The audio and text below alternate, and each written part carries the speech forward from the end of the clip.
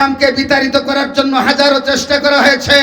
এই দেশের আলেমদেরকে খুন ঠাসা করার জন্য হাজারো চেষ্টা করা হয়েছে। আফগানিস্তান এবং পাকিস্তান পাঠিয়ে দেওয়ার ষড়যন্ত্র করা হয়েছে। যারা ষড়যন্ত্র করেছিল তারা আজকে ভারতের ময়দানে পাড়ি জমিয়েছে। এই দেশে আলেম ঠিকই আছে, কিয়ামত পর্যন্ত থাকবে, কিয়ামত পর্যন্ত থাকবে। وعلى ذلك من الشاهدين والشاكرين والحمد لله رب العالمين। সবাই মহব্বতের সাথে দুরূদ শরীফ পড়ি। اللهم صل على محمد وعلى آل محمد كما صليت على إبراهيم وعلى آل إبراهيم إنك حميد مجيد। اللهم بارك على محمد وعلى آل محمد كما باركت على إبراهيم وعلى آل إبراهيم إنك حميد مجيد۔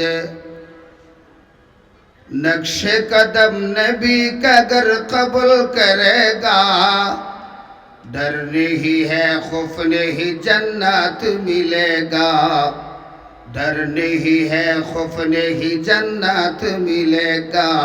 बेइश्क नबी जिसने दिया दर्स बुखारी, बेइश्क नबी जिसने दिया दर्स बुखारी, आता है बुखार उसको बुखारी नहीं आते, आता है बुखार उसको बुखारी नहीं आते।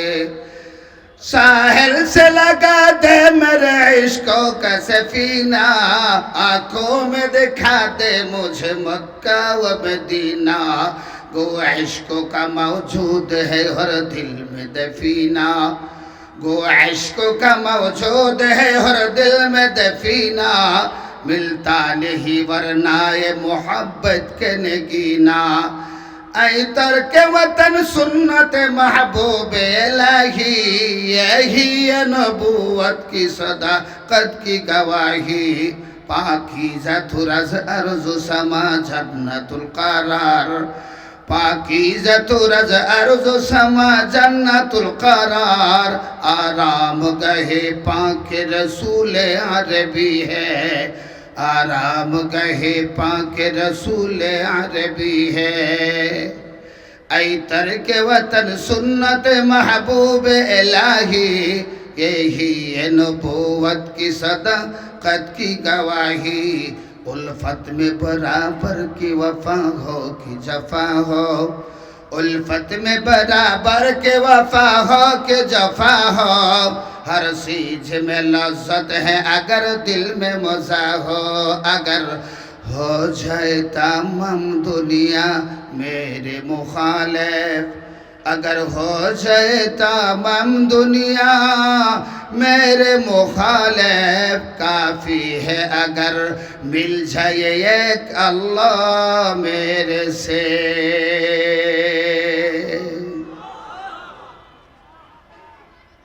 নেহায়েত কাবিল এহতারাম ঐতিহ্যবাহী জামিয়াতুর রহমা গাজীপুর এর কর্তৃক আয়োজিত বার্ষিক ওয়াজ মাহফিলের সম্মানিত সভাপতি, আজকের প্রধান আকর্ষণ, প্রধান মেহমান, প্রধান আলোচক, আন্তর্জাতিক খ্যাতি সম্পন্ন মুফাসসিরে কোরআন খতিবুল উম্মাহ আলহাজ হযরত মাওলানা হাফিজুর রহমান সিদ্দিক কুয়াকাটা হাফিজাহুল্লাহ, দিগার জাতির শ্রেষ্ঠ সন্তান হযরতে উলামায়ে কেরাম, সম্মানিত মুরব্বী বাবাজিরা, সমসাময়িক ছাত্র যুবক বন্ধুরা, পর্দার আড়ালে অবস্থানরত অত্যন্ত শ্রদ্ধেয় মা ও বোনেরা, আল্লাহ পাকের দরবারে অসংখ্য অগণিত শুকরিয়া। আল্লাহ তাআলা আমাদের সকলকে কঠিন এক সময়ে, কঠিন মুহূর্তে,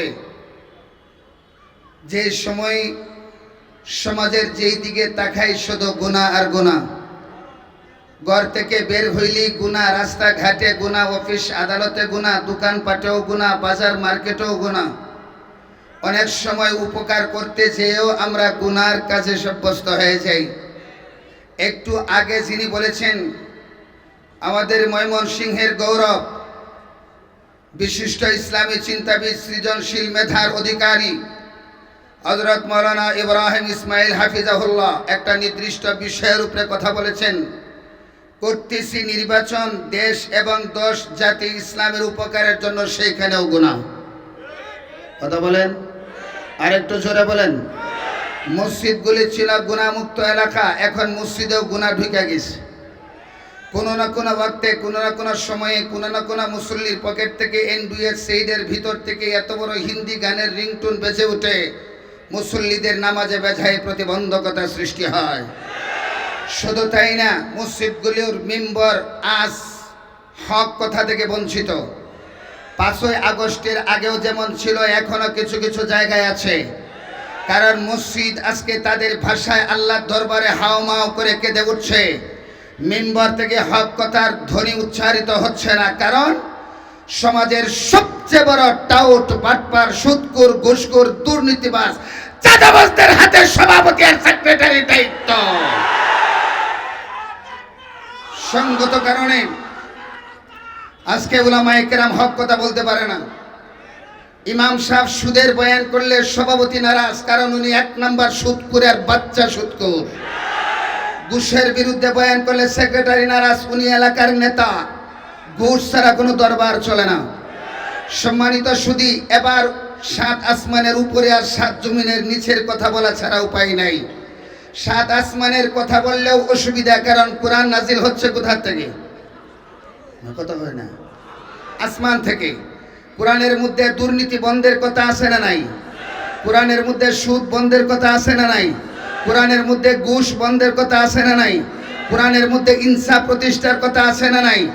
এখন তাও যদি বলে আমাদের দেশের তথাকথিত নেতারা সেখানেও নারাজ। এখন মাটির নিচের কথা বললেও অসুবিধা। আওয়াজ দিয়ে বলুন, কথা ঠিক নেবে ঠিক। কিন্তু পরের দিন সকালে দেখা যায় ইমাম সাহেবের চাকরি শেষ। কথা হয় না। কিন্তু আহাম্মকের গোষ্ঠী বলে না, এইটা বুঝে না যে এই দেশের ইমামদের চাকরিকে খতম করা যায় না। কারণ ইমামদের চাকরি খতম হইলেও রেজুলেশন লাগে না, আসলেও রেজুলেশন লাগে না। কিন্তু একটা বার তোমার বোঝা উচিত, এই দেশের ইমামকে বিতাড়িত করার জন্য হাজারো চেষ্টা করা হয়েছে। এই দেশের আলেমদেরকে খুন ঠাসা করার জন্য হাজারো চেষ্টা করা হয়েছে। আফগানিস্তান এবং পাকিস্তান পাঠিয়ে দেওয়ার ষড়যন্ত্র করা হয়েছে। যারা ষড়যন্ত্র করেছিল তারা আজকে ভারতের ময়দানে পাড়ি জমিয়েছে। এই দেশে আলেম ঠিকই আছে, কিয়ামত পর্যন্ত থাকবে, কিয়ামত পর্যন্ত থাকবে।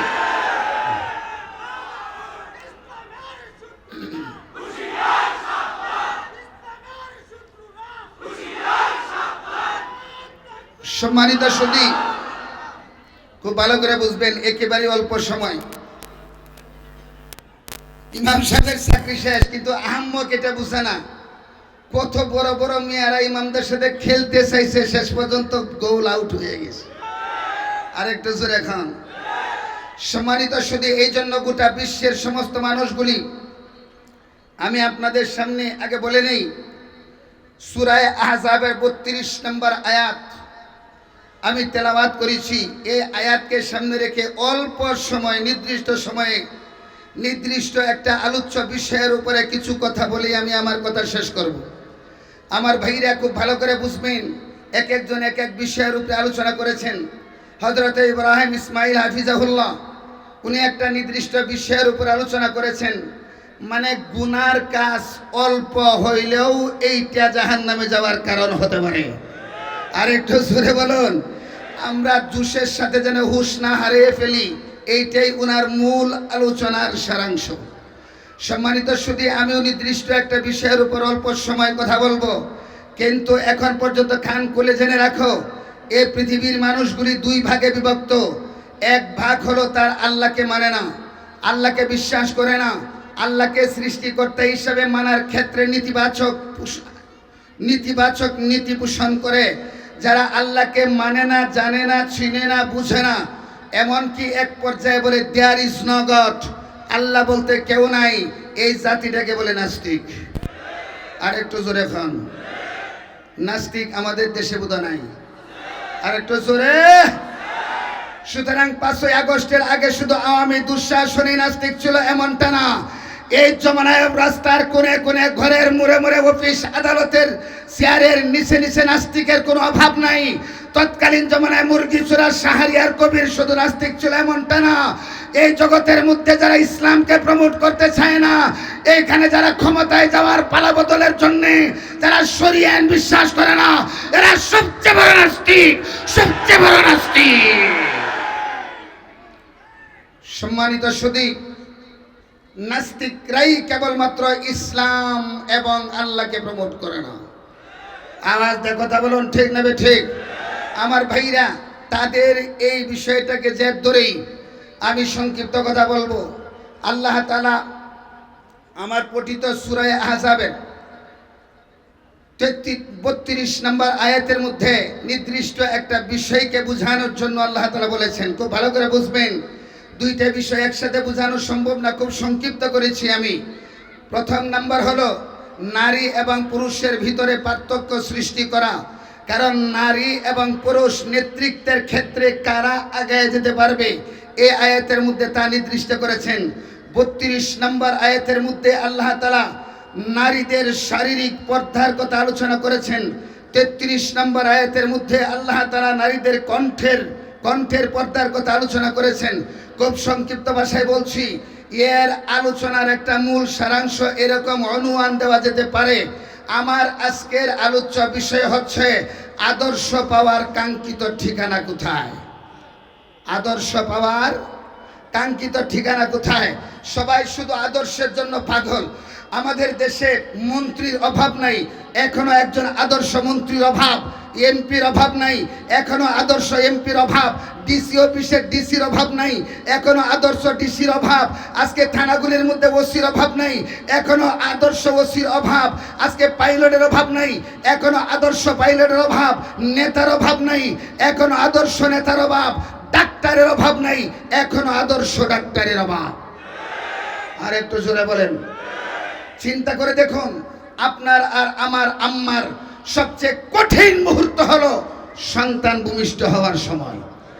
ডাক্তারের কাছে নিয়ে গেছে একজন নারীকে, সে গর্ভবতী নারী, তার সন্তান ভূমিষ্ঠ হবে। এই পরিস্থিতির ভিতরে নিয়ে গেছে। যখন রুগীটাকে নিয়ে যায়, তখন দেখতেছে ডাক্তার রুগীর কোয়ালিফিকেশন দেখে কিভাবে রুগীটা আনা হয়েছে, রুগীটাকে ভ্যান গাড়িতে নিয়ে আনা হয়েছে কিনা। আমারও টাকা দেখে আলহামদুলিল্লাহ। যাও নো বাবা, না তুমি আমি তোমার হাদিয়া দিয়ে দিলাম। কোন বেডি আমার হাত দিচ্ছে, তোমার হাদিয়া দিলাম। আল্লাহ আকবার। খুব ভালো করে বুঝেন, ডাক্তার তখন দেখে যে রুগীটাকে নিয়ে আসছে কেমনে। যদি রুগীকে ভ্যানে নিয়ে আসে এটা দেখে, রিক্সায় নিয়ে আসলে দেখে।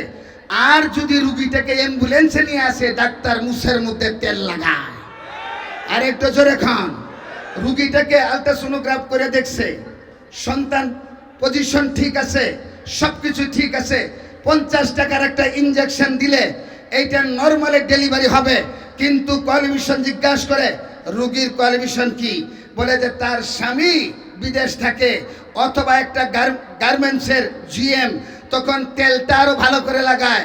বলে রুগীর পজিশন অত্যন্ত খারাপ, সন্তান পাতাল্য হয়ে আছে, পানি শূন্য হয়ে গেছে। 24 ঘন্টার মধ্যে যদি তাকে সিজার না করানো হয়, তাহলে রুগী অথবা বাচ্চা দুইজন থেকে একজন মারা যেতে পারে। শুধুমাত্র 30,000 টাকার চুক্তি করে একটা রুগীর কঠিন সময়ের ভিতরে যারা এই রুগীর সন্তানের ভবিষ্যৎ নিয়ে খেলা খেলতে পারে, টাকাকে বড় হাতিয়ার মনে করে, এটা ডাক্তার না, এটা ডাক্তার নামে সন্ত্রাস, ডাক্তার নামে সন্ত্রাস, ডাক্তার নামে সন্ত্রাস। সম্মানিত সুধী, এই জন্য বলি দেশে হাজারো ডাক্তার আছে, এখনো আদর্শ ডাক্তারের অভাব। আর একটু জোরে এখন খুব ভালো করে বুঝবেন, সব জায়গায় আদর্শ মন্ত্রণালয়ের মন্ত্রীরা বলে আমার সচিবালয়ের সচিবরা আদর্শ হলে দেশ আদর্শ হয়ে যাবে। প্রাইম মিনিস্টার বলে আমাদের এমপি মন্ত্রীরা যদি আদর্শ হয় তাহলে সব কিছু আদর্শ হবে। শিক্ষক বলে আমার ছাত্ররা আদর্শ হয়ে গেলে বিদ্যালয়টা আদর্শ হবে। কিন্তু সেই 53 বছর ধরে বাংলাদেশের সব কোণে কোণে আদর্শ প্রতিষ্ঠার স্বপ্ন দেখেছে, আজ পর্যন্ত আদর্শ কাঙ্ক্ষিত আদর্শের ঠিকানা খুঁজে পায় নাই। কিন্তু কোরআন ও হাদিসের আলোচনা একটু পরে যান, একজন দার্শনিকের কথা বলুন। দার্শনিক বলেছে তোমরা আমাকে একটা আদর্শ মা দাও, আমি তোমাদের আদর্শ জাতি উপহার দেব। আর একটু জোরে বলুন। তাহলে কি বুঝলেন? আদর্শ প্রোডাকশনের কেন্দ্র সংসদ ভবন নয়, আদর্শ প্রোডাকশনের কেন্দ্র সচিবালয় নয়, আদর্শ প্রোডাকশনের কেন্দ্র হলো কোনো অফিস আদালত বিদ্যালয় নয়। আদর্শ প্রোডাকশনের কেন্দ্র হলো একটা আদর্শ মা। আর একটু জোরে। মা যদি আদর্শ হয় সন্তান আদর্শ হবে, তার মধ্যে কোনো সন্দেহ নাই। মা যদি আদর্শ হয় সন্তান আদর্শ হবে। চলন্ত প্রতীক হলো শরীফ উসমান হাদির মার দিকে তাকায় দেখুন। আজকে সে আদর্শ ছিল বলে তার সন্তান আদর্শ হয়েছে। সারা দেশের সমস্ত সাংবাদিকেরা পাগল পারা হয়ে গিয়েছে, দেখতে পারলাম না তার স্ত্রীর চেহারা। কেন আসলো না? এরা হলো নাস্তিকতাবাদের সাংবাদিক। যে নারীটা ইসলামের মধ্যে থাকতে চায় তাকে টেনে রাস্তায় আনার মতো স্বপ্ন আর পূরণ হবে না, হবে না, হবে না, হবে না, আর পূরণ হবে না। সম্মানিত সুধী, এই জন্য আল্লাহ তাআলা নবীর স্ত্রীদেরকে ডাক দিয়ে কথা বলছেন। খুব ভালো করে বুঝবেন। ইয়া নিসা আন-নবী লাস্তুন্না কাহাদিম মিনান নিসা, সূরা আহজাবের 32 নম্বর আয়াতের মধ্যে আল্লাহ তাআলা নবীর স্ত্রীদেরকে ডাক দিয়ে বলেন, ও নবীর স্ত্রীরা, তোমরা দুনিয়ার সাধারণ নারীদের মতো নও। সুবহানাল্লাহ বলেন। এখন বলতে পারেন হুজুর, আল্লাহ তাআলা 1600 বছর আগে কোরআন নাজিল করেছেন, স্ত্রীকে ডাক দিচ্ছেন নবীদের স্ত্রী, তাহলে আমাদের স্ত্রীরা যদি চলে তাহলে অসুবিধাটা কি? নবীর স্ত্রীকে তো ডাক দিচ্ছেন, আমাদের স্ত্রীদেরকে ডাক দেন নাই। খুব ভালো করে বুঝবেন, আপনাদের স্ত্রীকে ডাক দেন নাই, নবীর স্ত্রীকে কেন ডাক দিয়েছেন তার পিছনে কারণ হলো দেশের নারীরা বেপরদায় থাকে 3 কারণে। আর একটু জোরে সবাই বলেন। 1 নাম্বার রাষ্ট্রীয় ক্ষমতার কারণে নারীরা বেপরদায় থাকে। 2 নাম্বার বেশি শিক্ষিত হওয়ার কারণে। আরেকটু জোরে খান। 3 নাম্বার সম্পদশালী হওয়ার কারণে। এই 3 কারণে নারীরা বেপরদায় থাকে। নবীর স্ত্রীদেরকে ডাক দিয়া এই কথা বলতেছেন, ও নবীর স্ত্রীরা, তোমরা দুনিয়ার সাধারণ মানুষের নারীদের মতো নও, তোমাদের ইজ্জত সম্মান ভিন্ন। তাহলে নবীর স্ত্রীকে আল্লাহ তাআলা ডাক দিয়া আমাদের উম্মতের স্ত্রীদের কথা কি বুঝিয়েছেন? আল্লাহ তাআলা এখানে এইটা বুঝিয়েছেন, নবীর স্ত্রীকে ডাক দেওয়ার অর্থ হলো এই পৃথিবীতে কোনো নারী নবীর স্ত্রীদের থেকে সম্মানিত নয়। আর একটু জোরে এখন। কেন আমাদের সাবেক প্রাইম মিনিস্টার সম্মানিত নয়? বর্তমান অসুস্থ যিনি আছেন আমাদের নেত্রী, তিনিও কি নবীর স্ত্রীদের থেকে শ্রেষ্ঠ নয়? আরেকটা জোরে এখন।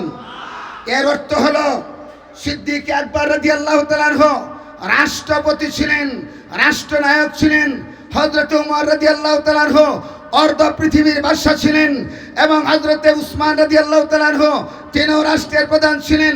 নবীদের স্ত্রীদেরকে ডাক দিয়া বলার উদ্দেশ্য হলো, এক দুনিয়ার উম্মত সাধারণ মানুষের স্ত্রীরা, তোমরা জেনে রাখো নবীর স্ত্রীর মতো সম্মানিত তোমরা নও। তারা এত সম্মানিত হওয়ার পরে, তাদের স্বামীরা রাষ্ট্রপ্রধান হওয়ার পরেও তাদের চেহারা ক্যামেরার সামনে আসে নাই। তোমরা কোথা থেকে আসছো যে তোমাদের চেহারা ক্যামেরার সামনে আসবে? এই আয়াতের দ্বারা বোঝা যায় কোন মুসলমান নারীর চেহারা ক্যামেরার সামনে আসতে পারে না, আসতে পারে না, আসতে পারে না। 2 নাম্বার আসন, সম্পদের কারণে নারীরা বেপরদা হয়। নবীদের স্ত্রীদের ভিতরে মনে হয় সম্পদওয়ালা ছিল না। আরেকটা জোরে খান, সম্পদওয়ালা ছিল না। হযরতে খাদিজাতুল কুবরা রাদিয়াল্লাহু তাআলা আনহা পৃথিবীর শ্রেষ্ঠতম একজন ব্যবসায়ী ছিলেন। বিশ্বনবী সাল্লাল্লাহু আলাইহি সাল্লামের প্রথম স্ত্রী, এত বড় ধনী ছিলেন তৎকালীন জমানায়। মক্কার নগরীতে তার থেকে এত শ্রেষ্ঠ ধনী আর কেউ ছিল না। এত ধনী হওয়ার পরেও নবীর স্ত্রীরা যেহেতু সম্পদশালী হওয়ার পরেও সম্পদের তাড়নায় তাদের বেপরদা হওয়ার অনুমতি ইসলাম দেয় নাই। তুমি কোথা থেকে আসছো প্রাককারিতা আশার মন্ত্রিনী? তুমি আসছো কোথা থেকে যে তোমার বেপরদা হওয়া যাবে? ওই সমস্ত নারীদের যেহেতু বেপরদার কোনো সুযোগ ছিল না, কোন প্রধানমন্ত্রী হোক, বিরোধী দলের নেত্রী হোক, সে প্রাককারিতা আশার সমিতির মাস্টারনি হোক, স্কুল কলেজ ভার্সিটির শিক্ষকনি হোক, নবীর স্ত্রীরা যেহেতু বেপরদার সুযোগ ছিল না, পৃথিবীর কোন মুসলিম নারীর বেপরদার সুযোগ হবে না, হবে না, হবে না, হবে না। কিন্তু আমার কাছে আশ্চর্য মনে হয়, কিছু কিছু বিষয় আশ্চর্য মনে হয়। দেখবেন বড় বড় নেতারা, মুসলমান নেতারা, আচ্ছা ঠিক আছে, আচ্ছা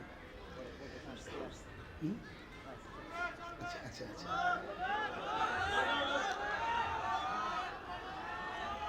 আমার ভাইয়া কিছু কিছু নেতাদের বক্তব্য শুনলে হাসি উঠে। হেরা কয় কি যেন, দেশকে শক্তিশালী, সমৃদ্ধিশালী, উন্নত দেশ কে পরিণত করতে হলে নারী আর পুরুষ কাঁধে কাঁধ মিলিয়ে কাজ করতে হবে। আবার দেখুন, নারী আর পুরুষ কাঁধে কাঁধ মিললে কাজ করলে দেশ উন্নত হইব। আহাম্মকের গোষ্ঠী কথাকার। নারী আর পুরুষ কাঁধে কাঁধ মিললে কাজ করলে দেশ উন্নতি হয় না। নারী ভিন্ন, পুরুষ ভিন্ন, নারীর কণ্ঠ ভিন্ন, পুরুষের কণ্ঠ ভিন্ন, নারীর আচরণ ভিন্ন, পুরুষের আচরণ ভিন্ন, নারীর পোশাক ভিন্ন, পুরুষের পোশাক ভিন্ন, নারীদের চালচলন ভিন্ন, পুরুষের চালচলন ভিন্ন, নারীদের চরিত্র ভিন্ন, পুরুষের চরিত্র ভিন্ন, নারীদের গঠন প্রণালী ভিন্ন, পুরুষের গঠন প্রণালী ভিন্ন। নারী আর পুরুষ কাঁধে কাঁধ মিলে কাজ করলে দেশে উন্নতি হয় না। প্রাইমারি স্কুলগুলি ধ্বংসের দ্বার প্রান্তে চলে যায়, ধ্বংসের দ্বার প্রান্তে চলে যায়। সম্মানিত সুধী, নারী আর পুরুষ কাঁধে কাঁধ মিলে কাজ করলে দেশ উন্নত হয় না, আরো ধ্বংস হয়, দর্শনের সেঞ্চুরি অর্জন হয়। আমার ভাইরা খুব ভালো করে বুঝতে চাই, আজকে আমাদের দেশের এত দর্শন কেন? সবচেয়ে বড় কষ্ট লাগে আজকে নারী প্রগতির নামে দুর্গতিবাজেরা আজকে আলেমদেরকে কথা বলে বলে তারা দেশের মধ্যে বলি আওড়ায় যে আলেমরা নারীদেরকে ঘরের ভিতরে রেখে দেয়। আওয়াজটা বলুন, কথা ঠিক না ঠিক? আমি তাদেরকে বলতে চাই যে সমস্ত নারীদেরকে পর্দার ভিতরে থেকে সমস্ত শিক্ষা ব্যবস্থার দায়িত্ব উলামায়ে কেরাম পালন করেন, সেখানে একটা অ্যাক্সিডেন্ট হয় না। আজকে এনসিবির ভিতরেও নারীরা সেই আত্মহত্যা করে যায়। নারী প্রগতিদেরকে বলতে চাই, আজকে তোমরা দেশে থাকার পরেও কেন নারীরা আত্মহত্যা করে, এই বিচার না দিলে নারী প্রগতির নামে কোনো সংগঠন বাংলার জমিনে চলতে পারে না, চলতে দেওয়া হবে না, চলতে দেওয়া হবে না। সম্মানিত সুধী, আমার সময় শেষ। এই জন্যই আল্লাহ তাআলা বলেছেন, ইয়া আইয়ুহান নিসা আন-নবী লাস্তুন্না কাহাদিম মিনান নিসা, এ দুনিয়ার সমস্ত নবীদের স্ত্রীগণ, তোমরা দুনিয়ার সাধারণ মানুষের স্ত্রীদের মতো নও। সুতরাং তোমরা যদি নবীর সাধারণ মানুষের স্ত্রীদের মতো নবীদের স্ত্রী না, যেই বিষয়ে নবীদের স্ত্রীদেরকে অনুমতি দেওয়া হয় নাই, সেই বিষয়ে উম্মতের স্ত্রীদেরকে অনুমতি দেওয়ার প্রশ্নই আসে না। আরেকটু জোরে বলেন, কথা ঠিক না বেঠে? এই জন্য সামনে সময় আসতেছে, ইসলাম ক্ষমতায় যাবে, আর দর্শন হবে না, দুর্নীতি হবে না, চাঁদাবাজি হবে না, ডাকাতি হবে না। নারীরা তাদের জায়গা থেকে দায়িত্ব পালন করবে, দর্শনের সেঞ্চুরি অর্জন হবে না। ইসলাম ছাড়া বিকল্প কোনো রাস্তা খোলে না।